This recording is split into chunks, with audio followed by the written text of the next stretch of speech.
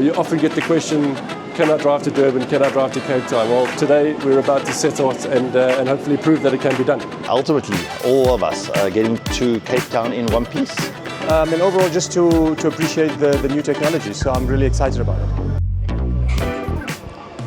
Okay, off the top of my head, top tips for preparing a trip in an EV would be one, plan your trip very well. So you need to know where the EV charges are on your journey, how far they're apart they are from each other, what range your car has. So I think just planning is the first thing. I think maybe the second one itself would be really around also making sure that the people who are traveling with you understand and the expectations they'll set correctly. If you don't set those expectations correctly, that in itself can lead into challenges.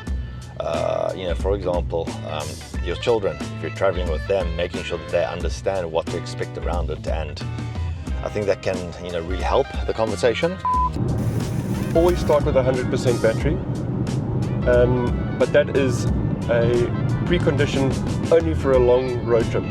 If you're just doing a daily trip the next day and you're only going to do 20 kilometers, you do not need to be at 100% charge on your battery. The sort of data is pointing to keeping your charge below sort of the 80% mark and the 20% mark as your daily charge point. So when it comes to a long trip, use that extra 20%, go to 100% so you have got the starting range, and you will burn it pretty quickly when you leave the next morning. Understand that it's different to filling up a car, so it takes longer to charge an EV than to fill up fuel in a vehicle. So it's just your mindset. Look for apps like Gridcar's Charge Pocket. Look for apps like PlugShare, Open Charge, and another app called ABRP, which stands for A Better Route Planner. These are all apps freely available on the App Store. You can download them. You can almost start simulating your own trips before you even have an EV. If you wanted to put in a starting point in Joburg and you put a destination in Durban, apps like ABRP will actually plot that route out for you and tell you where you need to stop and for how long you need to stop and what percentage you need to charge.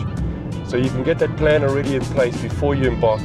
The worst thing you can do is just charge for 100% and start driving and not know where you're going to stop. You have to know where you're going to stop. That's a critical planning factor.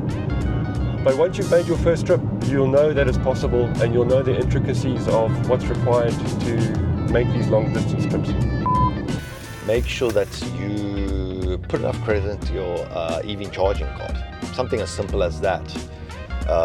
You don't necessarily want to be on the road dealing with something like that, especially if you could end up in a situation where you don't have a signal to allow you to be able to charge credits onto your card, and that could lead into you not being able to use the infrastructure.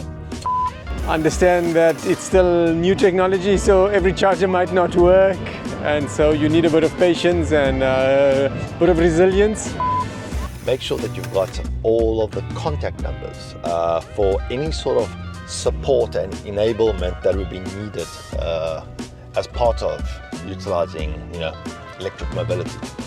And the reason for saying that is if you are at a charger, as an example, and you're facing an issue, you having the number of the service provider of the charger that you use can really help you.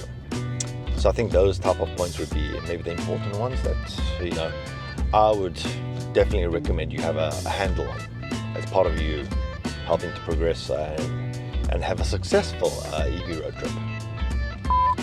Yeah, have fun. I think it just expands your mind. You have to do things a bit differently to what we're used to.